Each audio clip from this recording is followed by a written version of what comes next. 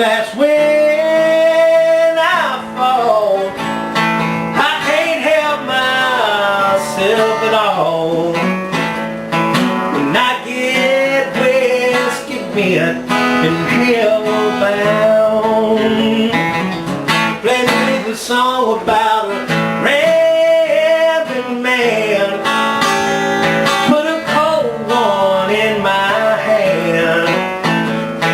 You know I love to hear those guitar sounds, but don't you play out so lonesome I could cry.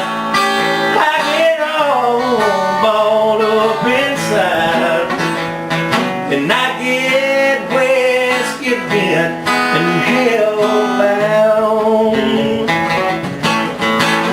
Yeah, old Hank songs always make me feel low down.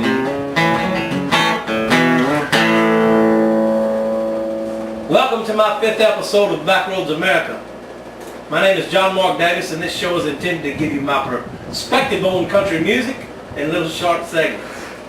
Now, America, you might want to brace yourself, because I'm fixing to talk about my most favorite artist to ever come along in any format of music for all time. And at this point, I don't know how long it's going to take me to record it.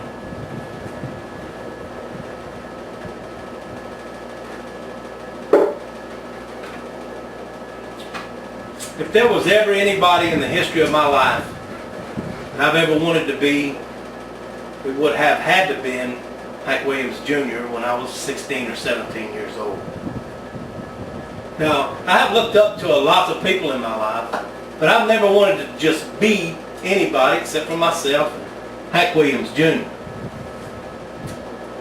And being Native American, I couldn't even buy a mustache, much less a beard. But I wanted one nonetheless. And if you hadn't noticed, old Hank has influenced me in my writing probably more than anybody else that I can think of. If you would allow me to explain. I was raised on country music. I was raised on it. I played it, sang it, danced to it. I was so country that it was plumb hokey sometimes. But after I got a little older, I started listening to people like Aerosmith and Kiss and stuff like that. You know, I was listening to whatever was cool to listen to at the time. And I was listening to stuff that you could share with your buddies in my own age group. Well, while all along I was participating in country dances, playing and singing country music with my family and listening to country music. Not exactly a secretive deal, but it wasn't something that I would just broadcast to my age group, you know what I mean? Well, anyway, along about 1979 it was, a familiar name showed up on the country music charts that was knocking them dead. And this was none other than the new and improved and rejuvenated Hank Williams Jr. This Hank Williams Jr. would give the old mug of country music a facelift, no pun intended, that would resemble him until today in the 2000s. I truly believe that Hank Jr. has brought more fans to this genre of music than any other artist before or after him, up to and including Garth Brooks. Now, old Garth, he's a whole nother episode, so let us stay focused on the subject at hand, which is Hank Jr. Hank Jr. brilliantly rolled his music out there with this new honky-tonk sound and a new persona, and yet maintaining his country music roots with leaving the fiddle and the steel at the forefront, along with them southern rock guitar licks and the drums driving them home.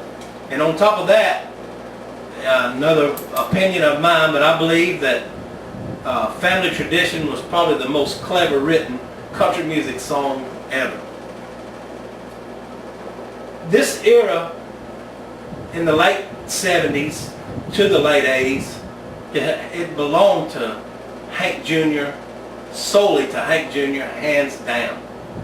And you can rest assured that the this era alone and the stuff that he had created in it has assured him a top place among country music royalty in the Country Music Hall of Fame for all times. After his near-death saga on Ajax Mountain, which unfortunately my age group was mostly unaware of, at least in this area, and that was until Hank Jr.'s this resurgence of Hank Jr.'s music.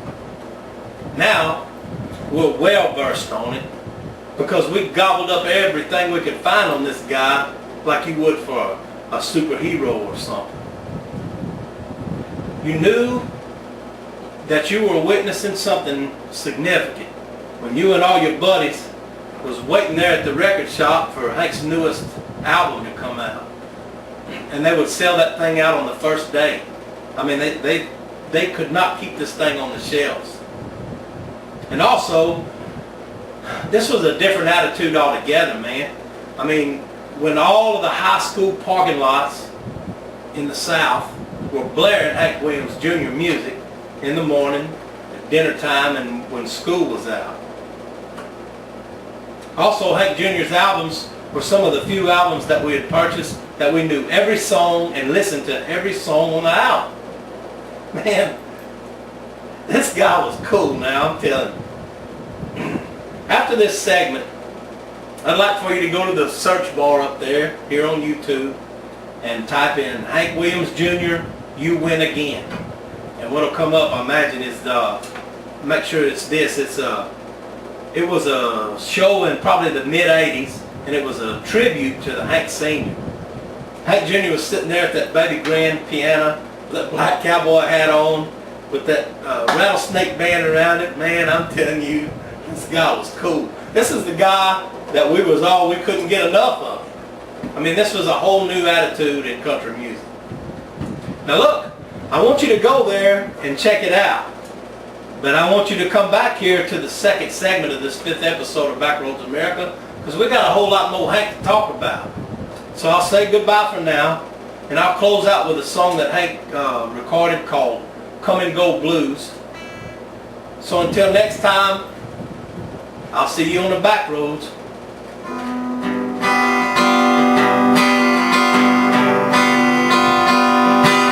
People say that you're no good, but I wouldn't cut you loose, baby, if I could.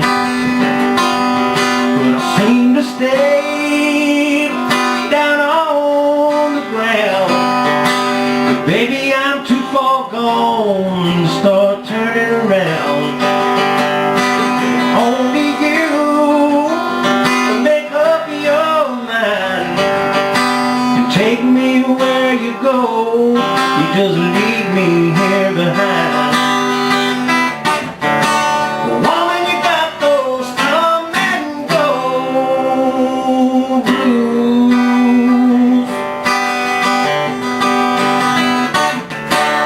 Woman, you got those come and go blues.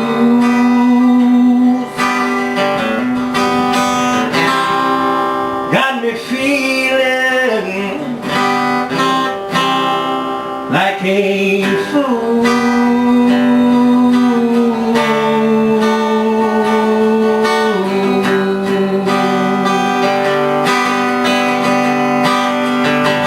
Like a fool.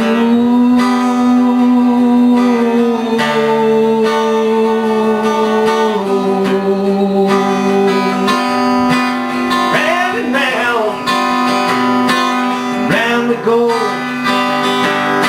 Don't ask me why I stay here, 'cause I don't know. Maybe I'm a fool to care. Baby, without your sweet love, I know that I would be nowhere. But here I stay, locked in your will, until that day I might find someone else.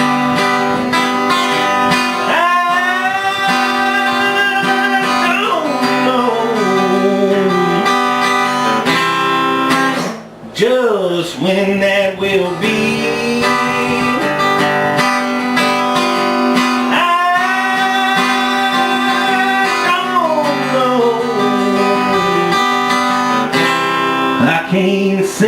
'cause I can't see. Woman, you got those come and go blues.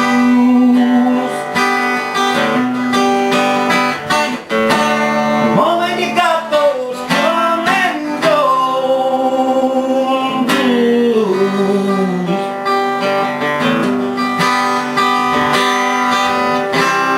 Got me feeling like a fool.